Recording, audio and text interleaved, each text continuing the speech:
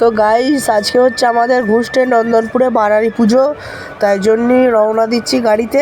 তো গাড়িতে কিছু পাতা ছিল না বলে তাই জন্য চারটি খড় নিয়ে এসে পেতে দিলাম। তো সবাই রেডি হচ্ছে, এখন দাঁড়িয়ে আছি। তো সবাই এলে তারপর রওনা দেবো।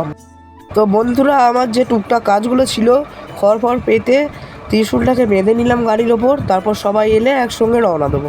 তো যারা যারা যাবে সব রেডি হয়ে গেছে, বাবা, আমি, দাদা, জেঠু। তো এবার গাড়ি ছাড়া হবে। তো গাইজ এই যে হচ্ছে আমাদের নন্দনপুরের জাগ্রত মা। তো এখন পুজো আরম্ভ হয়ে গেছে, তো তোমরা একটু দেখো।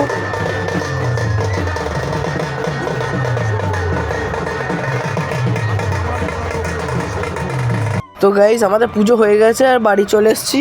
তো না করে 10:30 11টার মধ্যে এখানে এসেছি।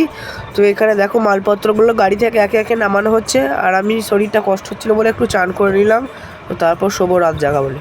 তো গাইজ আমরা নামাতে পারছিলাম না সারা রাত জাগা বলে। তো ড্রাইভার ছিল আর কিছু বাড়িতে লোক ছিল, ডেকে নিয়ে এসে নামানো করালাম মালপত্র।